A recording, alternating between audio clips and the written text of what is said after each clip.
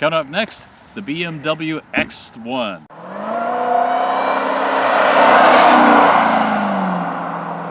Hey, Mark Savage here with the new BMW X1. This is the small version of crossover for BMW.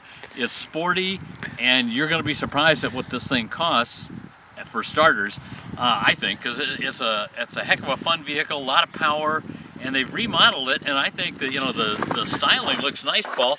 You yes. know, we've been a little put off by some of the big grills here, and this especially the BMW ones that go all the way down to there. Well, yeah, the Lexus ones go way down. Anyway, but this, yeah, this is it's BMW. This is BMW. Doesn't have a giant logo. That's nice. Good looking lights. Kind of too deep here with a little kind of a diamond shape or whatever there. I think that's great. And Paul, I don't know what you think of this color, but I think it's really cool. They call it Utah Orange, and I don't know why. How do they come up with the names? I don't know about that, but to me, I mean, when I was a kid, my first car was a Duster. I like the torsion bar suspension with the lateral control arms, and the body reinforced by steel girders welded into a single unit. No wonder it's so popular. And the size. Small enough for tight little spaces.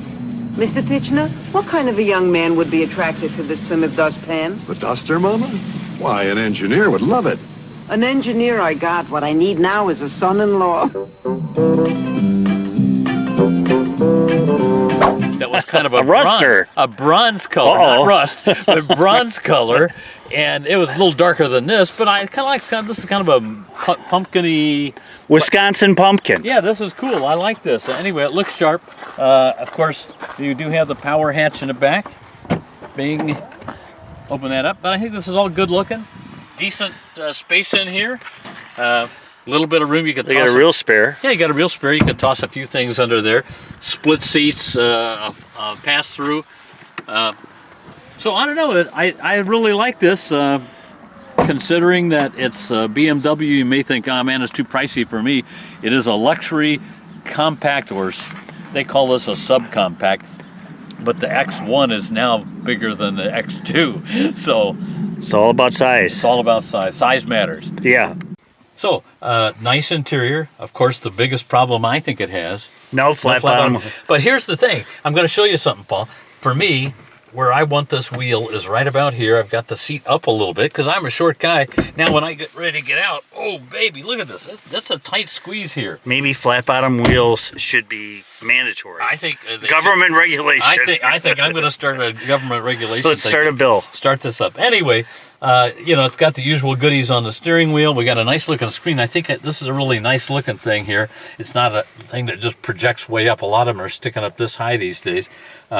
Just wide enough that you can, you know, it's certainly big enough to see. You got a digital dash.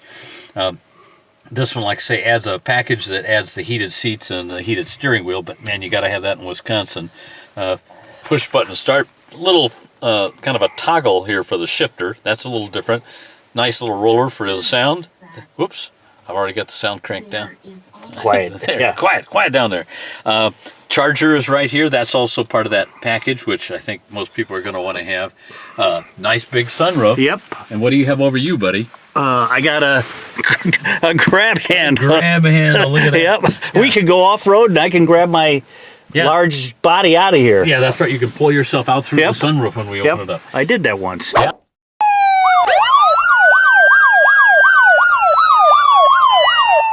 Yeah, I know you did. Harman Kardon sound system is part of this $4,200 package that's on this thing, and I think those look pretty sharp. I don't know. There's not much I don't like here. The seats are comfy. These are sport seats. That's a little bit extra. I think $500 or $600. And I like the big pull handles here for the doors. That's easy to get a hold of. Yep. And, you know, also kind of interesting looking. Well, first thing that's key with this new 2023 model is all-wheel drive is standard. So, you know, that's a nice thing to have, especially here in Wisconsin. But this thing's got plenty of power, Paul.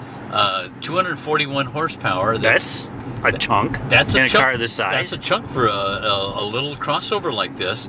2-liter twin turbo. Oh wow! Yeah, 4-cylinder. So I mean that's a lot of power to get out of that, and plus obviously you're gonna need premium fuel to put in it. Oops, always yeah. That's the downside of that, to boost it up. I mean, you can always use the other, and then you'll cut down your horsepower a little bit. But even so, nonetheless, lots of power. Great BMW handling. I mean, this feels solid. It feels responsive. It's kind of a stiff ride. It's not horrible. I mean, no. And we haven't gotten on the bumpiest roads. We're heading out into the country here, and we got some real bumpy ones out here. But it's a stiff ride. A firm ride. You gotta be aware of that. But I like this thing. It's like I say, it's got good traction, and we just had a fresh snow yesterday, Paul. But it looks like all the roads are pretty well melted off. So oh, look, there's another Beamer. Is there a secret handshake or something? Yeah, wave? I think you got to wave. Yeah. Well, I just wanted to, I know I talked a little bit about the ride quality in this. We are on one of the bumpiest roads that we have around A rustic here. road. The rustic road in Wisconsin. And rustic means I don't think they have pavement but once every 400 years since the Ice Age. Right. It was when the last time they paved this. Oh, look at those potholes. Yeah. But Paul, I don't know. I mean, we're both getting to be old guys. We like softer rides sometimes, but this is well controlled. Right. For the fact that we are hitting bumps that are, 6 and 8 inch deep potholes and big crevices across the pavement and so forth. I mean, you can tell that it's a shorter wheelbase. Yeah, it's 106 inch wheelbase, which is just right at the edge of you can usually tame it. Now, right there, that was a pretty good bump. I can feel that clear up my back. but even so, I'm impressed with how it handles this, and you can still enjoy the ride. Little animal spotting coming up here, Paul.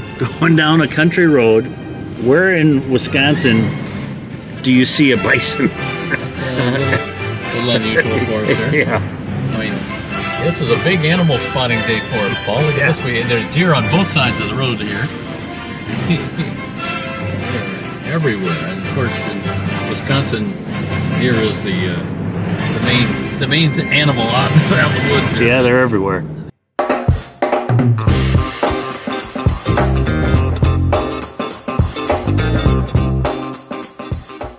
We were driving along talking about this, and we really like the screen here. This is, some of them are kind of wonky, kind of like an iPad. Yeah, like an iPad that's stuck in the dash or whatever. This is a nice one piece. I know Hyundai and Kia have had some nice ones like that too.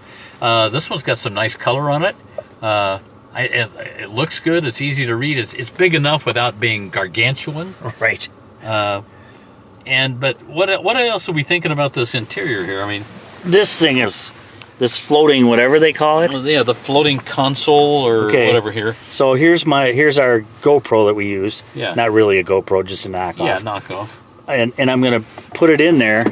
Yeah, but now. Okay, now if I sit over here. And I can't reach hardly back in there and get it. If I sit over here. Yeah. And you got like a support over there that holds it, which is nice. But a lot of these, some will flip up. I can't figure any way to flip this thing up. What I notice is my phone, I take it out of the charger here. That's a nice location for that. It has a little thing to hold it in place. That's fine.